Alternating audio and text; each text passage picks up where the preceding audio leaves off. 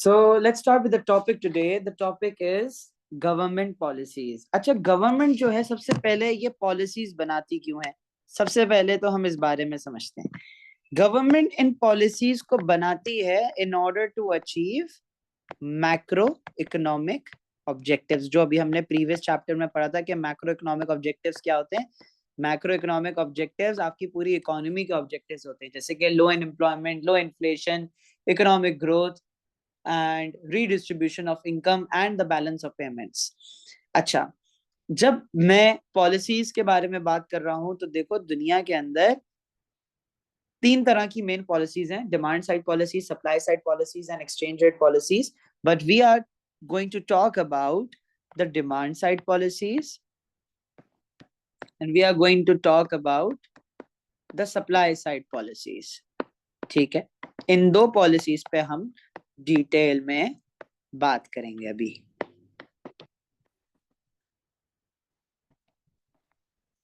Okay, let's start from the new chapter. Now, what is a demand side policy? Demand side policy वो policy होती है जो आपकी economy की aggregate demand के साथ खेलती है। और वो इस एग्रीगेट डिमांड के साथ क्यों खेलती है? In order to achieve your macro economic objective. अच्छा, so this demand side policy is related to the aggregate demand of an economy। Demand side policies किस तरह की होती हैं? डिमांड साइड पॉलिसीज दो तरह की होती हैं: monetary policy and fiscal policy.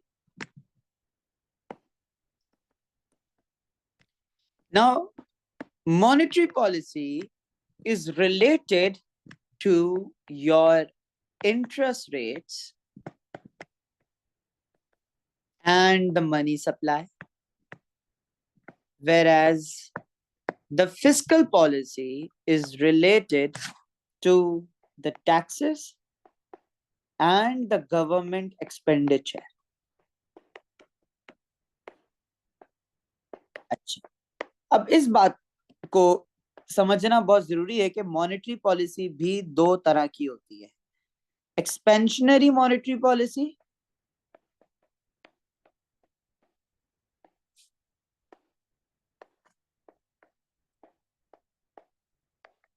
And fiscal monetary policy.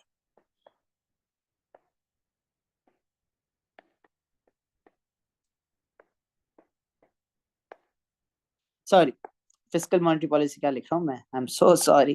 Contractionary monetary policy, my bad.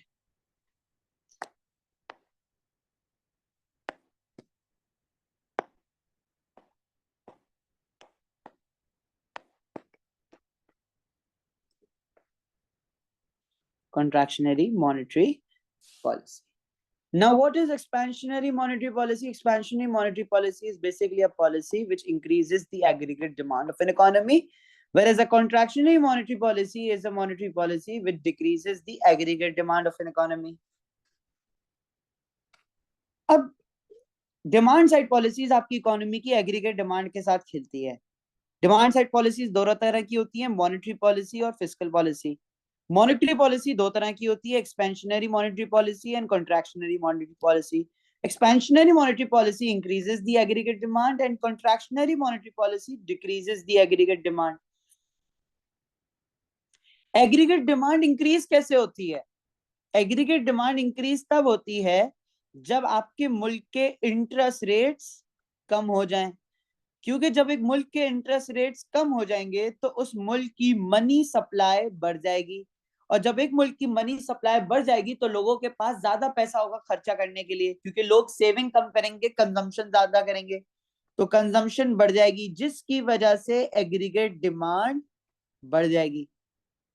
Contractionary monetary policy वो पॉलिसी है जिससे आपकी एग्रीगेट डिमांड कम होती है, जिसके अंदर आप अपने इंटरेस्ट रेट्स को बढ़ा देते हैं, जिसकी वजह से आपकी मनी सप्लाई कम हो जाती है, क्योंकि लोग कंजम्पशन कम करते हैं और सेव ज्यादा करते हैं, इकोनॉमी के अंदर पैसा कम मौजूद होता है, जिसकी वजह से कंजम्पशन कम होती है और एग्रीगेट डिमांड कम हो जाती है। जब एग्रीगेट डिमांड बढ़ जाती है तो उससे होता क्या है, जब एग्रीगेट डिमांड बढ़ जाती है तो उससे आपकी इकोनॉमी ग्रो करती है और उससे आपकी बेरोजगारी कंट्रोल होती है। तो ये तो अच्छी बातें हैं, मगर बुरी बात क्या है, बुरी बात ये है कि इन्फ्लेशन फिर भी होगी, ये एक बुरी बात है। अच्छा, एग्रीगेट डिमांड जब कम हो जाती है तो उससे क्या फायदा होता है, उससे फायदा ये होता है कि आपकी इन्फ्लेशन कंट्रोल हो जाती है। मगर नुकसान क्या है, नुकसान ये है कि इकोनॉमी रिसेशन में जाएगी और बेरोजगारी बढ़ जाएगी। ऐसा ही है, बिल्कुल ऐसा ही है।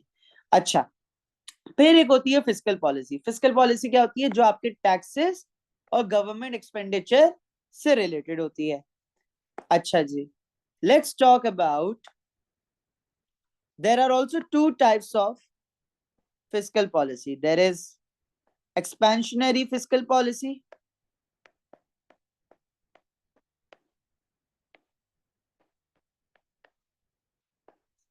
and there is contractionary fiscal policy.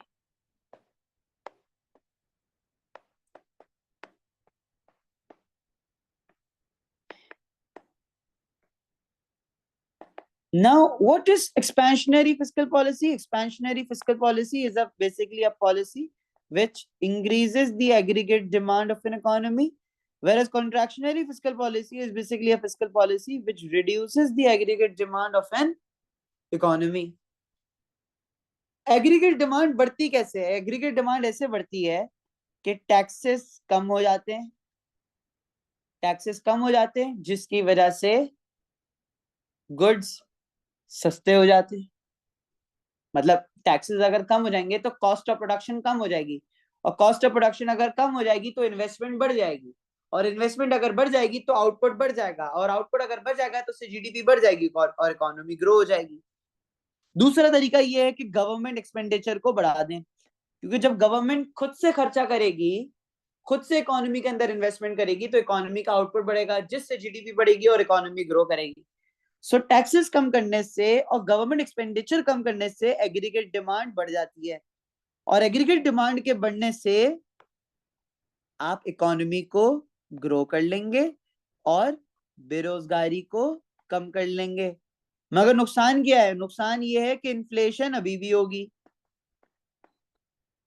मगर जब आप एग्रीगेट डिमांड को कम कैसे करते हैं, एग्रीगेट डिमांड को कम करने का तरीका यह है कि टैक्सेस को बढ़ा दो और गवर्नमेंट एक्सपेंडिचर को कम कर दो। क्योंकि जब आप टैक्सेस को बढ़ाएंगे तो गुड्स एंड सर्विसेज अब पहले से क्या हो गए, एक्सपेंसिव हो गए। एक्सपेंसिव होने का क्या मतलब है, एक्सपेंसिव होने का मतलब यह है दैट दीज गुड्स आर, एक सेकेंड,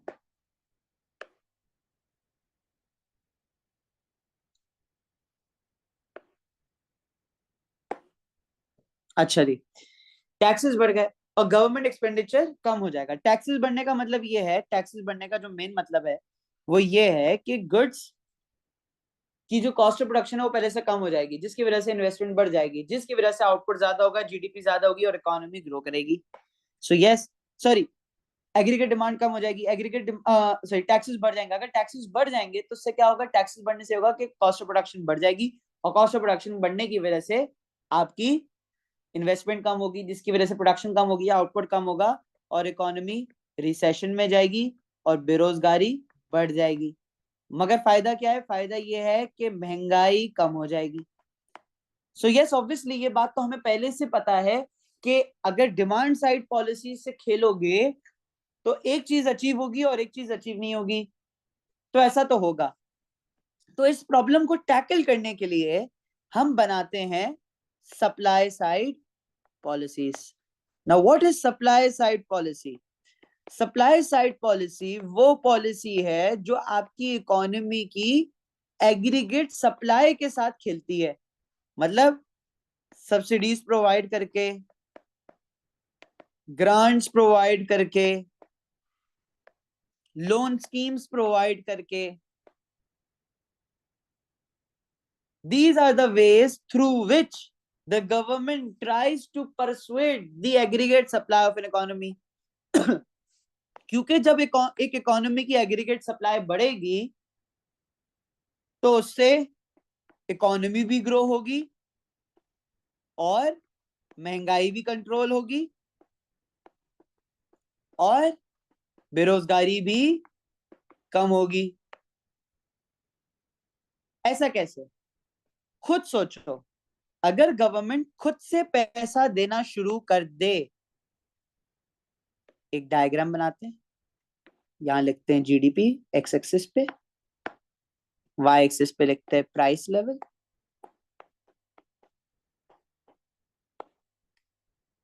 और हम एक अपवर्ड स्लोपिंग कर्व बनाते हैं और एक डाउनवर्ड स्लोपिंग कर्व बनाते हैं। For example, this is your aggregate demand and this is your aggregate supply number 1 and this is your aggregate supply number 2।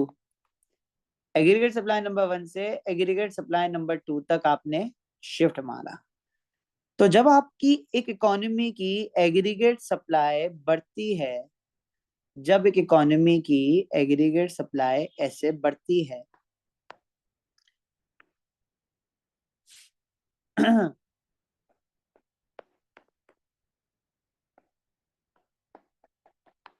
तो उस मुल्क का प्राइस लेवल कम होता है और उस मुल्क की जो क्वांटिटी है वो इंक्रीज कर जाती है। तो महंगाई भी कंट्रोल हो रही है और इकोनॉमी भी ग्रो कर रही है। ये चीज अचीव होती है सप्लाई साइड पॉलिसीज से।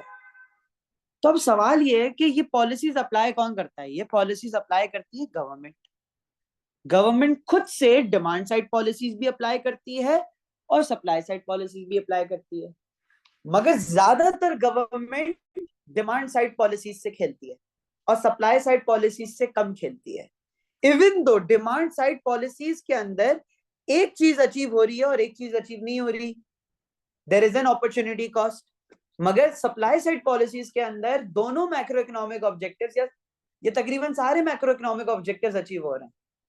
आप बेरोजगारी को भी कंट्रोल कर रहे हैं, आप इकोनॉमिक ग्रोथ भी कर रहे हैं और आप महंगाई को भी कंट्रोल कर रहे हैं, क्योंकि सप्लाई बढ़ रही है। तो गवर्नमेंट सप्लाई साइड पॉलिसीज क्यों नहीं लगाती और इतना डिमांड साइड पॉलिसीज के साथ क्यों खेलती है?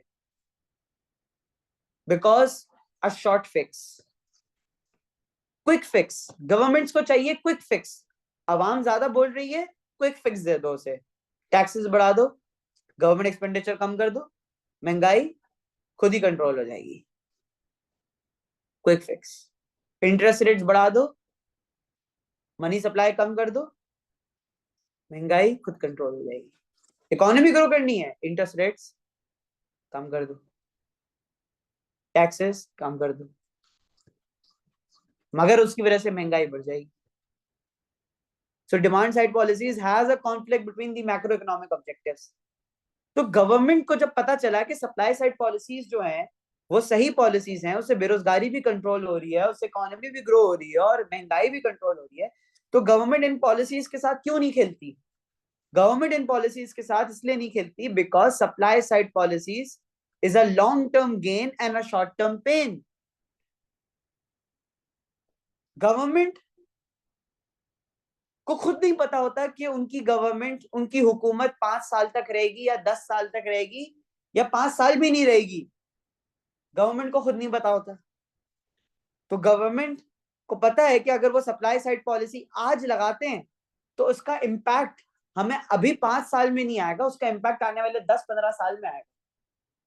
तो supply side policy is a long term policy, whereas the demand side policy is a short term policy.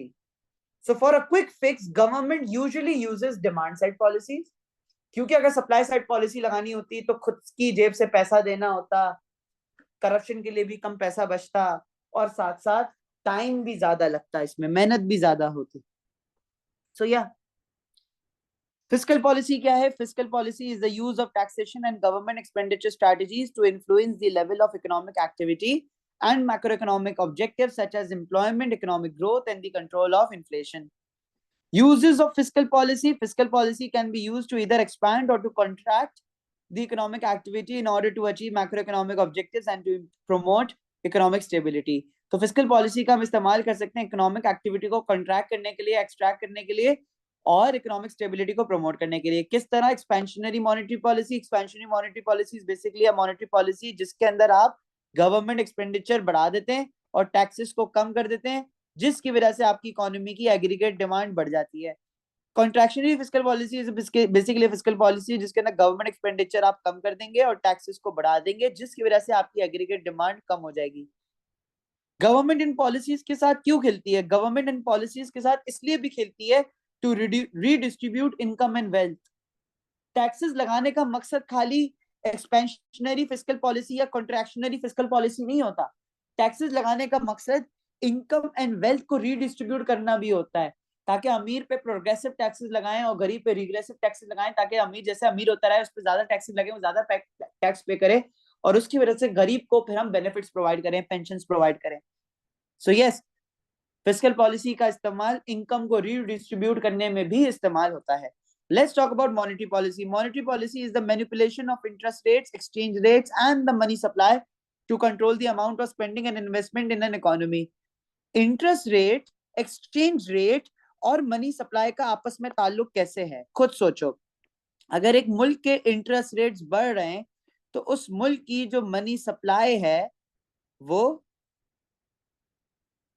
कम हो रही है, और मनी सप्लाई अगर कम हो रही है तो एक्सचेंज रेट स्ट्रांग हो जाएगा।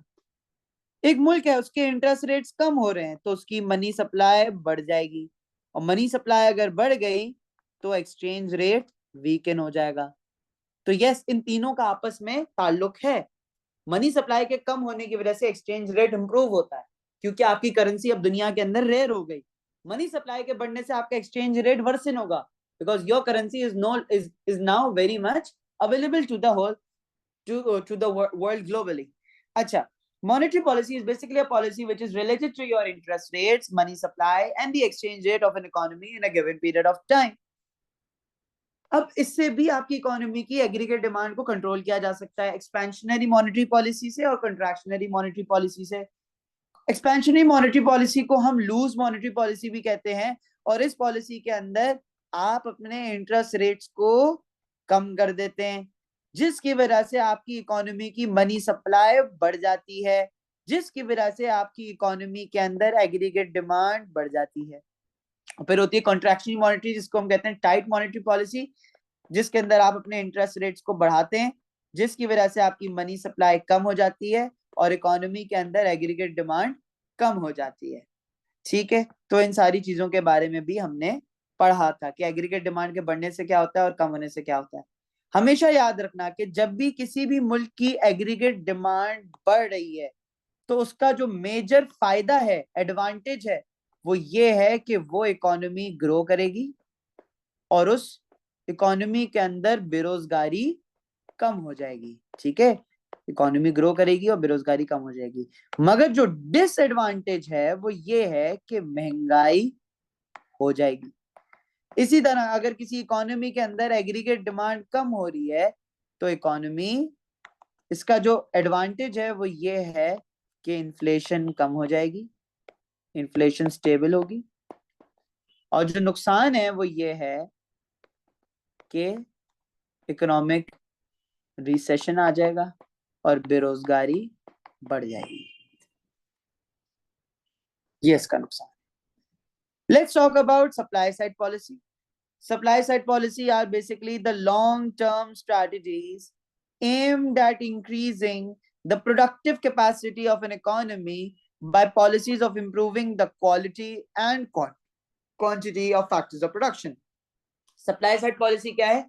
सप्लाई साइड पॉलिसी वो ऐसी पॉलिसीज हैं जो आपकी इकोनॉमी की प्रोडक्टिव कैपेसिटी, प्रोडक्शन पॉसिबिलिटी को इंक्रीज करने की कोशिश करती हैं by using the policies which will allow you to improve the quantity and quality of your production, of the factors of production in an economy.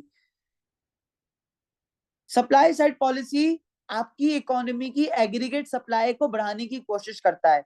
Supply side policy आपकी economy की PPC को बढ़ाने की कोशिश करता है, प्रोडक्शन पॉसिबिलिटी कर्व को बढ़ाने की कोशिश करता है, कैपेसिटी को बढ़ाने की कोशिश करता है। अब ये कैपेसिटी बढ़ती कैसे है? इस कैपेसिटी को बढ़ाने के तरीके बहुत हैं। सबसे पहला तरीका है प्राइवेटाइजेशन, क्योंकि जब आप गवर्नमेंट के इदारे, गवर्नमेंट बिजनेसेस को प्राइवेटाइज कर देते हो The businesses which were previously owned and controlled by the government are now being owned and controlled by the private individuals. This will allow you to increase the aggregate supply of an economy. क्योंकि privatisation से efficiency आती है, और efficiency का मतलब होता है least amount of input with the maximum level of output. जब आप प्राइवेटाइज, देखो, जब एक गवर्नमेंट किसी बिजनेस को ओन कर रही होती है तो गवर्नमेंट इतनी एफिशिएंट नहीं होती, क्योंकि गवर्नमेंट का प्रॉफिट मोटिव नहीं होता. गवर्नमेंट का सिर्फ ये मोटिव होता है कि आवाम तक ये प्रोडक्ट हमने पहुंचाना है अफोर्डेबल प्राइसेस में. मगर जब आप एक प्राइवेट इदारा होते हैं, और प्राइवेट इदारे का, प्राइवेट इंस्टीट्यूशन का यही गोल होता है कि वो प्रॉफिट कमाए. प्रॉफिट कमाने के चक्कर में वो better quality products, better services, higher quantity, profit motive के साथ प्रोवाइड करेंगे, जिसकी वजह से एफिशिएंसी आएगी, आउटपुट बढ़ेगा, कॉस्ट कम होगी और सप्लाई बढ़ेगी. दूसरा तरीका क्या है? डीरेगुलेशन. डीरेगुलेशन मतलब रूल्स एंड रिस्ट्रिक्शंस को हटाना, इंपोर्ट ड्यूटीज, टैरिफ्स को हटाना, जिसकी वजह से आपकी मुल्क के अंदर जो प्रोडक्टिव कैपेसिटी है वो बढ़ जाएगी, गुड्स एंड सर्विसेज को प्रोड्यूस करना आसान हो जाएगा. डीरेगुलेशन से भी आप सप्लाई साइड पॉलिसीज को इंप्रूव करते हैं. मगर यहां जो सबसे मेन मेथड है सप्लाई साइड पॉलिसी का, वो यहां पर मेंशन्ड ही नहीं है, which is subsidies. Now what are subsidies? Subsidies are basically money donated या given by the government. अगर गवर्नमेंट खुद से फाइनेंस दे बिजनेसेस को कि अपनी सप्लाई बढ़ा दो, तो उसे हम सप्लाई साइड पॉलिसी कहते हैं. वो भी एक सप्लाई साइड पॉलिसी. गवर्नमेंट की सब्सिडीज, गवर्नमेंट के grants, government funds, these are all part of supply side policies. Supply side policies से फायदा क्या होता है? आपकी इकोनॉमी ग्रो करेगी, ऑब्वियसली. जैसे एग्रीगेट सप्लाई बढ़ेगा, आउटपुट बढ़ेगा, आउटपुट बढ़ेगा, जीडीपी बढ़ेगी, जीडीपी बढ़ेगी, इकोनॉमी ग्रो करेगी. इन्फ्लेशन कम होगी, महंगाई कंट्रोल हो जाएगी, क्योंकि एग्रीगेट सप्लाई बढ़ेगी, एग्रीगेट सप्लाई बढ़ेगी, आउटपुट बढ़ेगा, उस आउटपुट के बढ़ने की वजह से प्राइस लेवल कम हो जाएगा. बेरोजगारी कम होगी, क्योंकि आउटपुट बढ़ेगा. आउटपुट कैसे बढ़ेगा? जब जॉब्स होंगी. जॉब्स कैसे होंगी? क्योंकि इन्वेस्टमेंट हो रही है. तो ज्यादा बिजनेस होने की वजह से, इन्वेस्टमेंट होने की वजह से बेरोजगारी कम हो रही है. And there will be a balance of payments. क्यों? क्योंकि अब आपका मुल्क ज्यादा प्रोडक्शन कर रहा है, ज्यादा सप्लाई प्रोड्यूस कर रहा है, तो हो सकता है आपकी इकोनॉमी की जो होम डिमांड है वो मीट हो जाए, और जो एक्स्ट्रा प्रोडक्शन हो रही है आपने उसको एक्सपोर्ट कर दिया, जिसकी वजह से आपके बैलेंस ऑफ पेमेंट्स इंप्रूव हो गए. So obviously when you will produce more, you might export more as well. And when you export more, your balance of payments might eventually improve.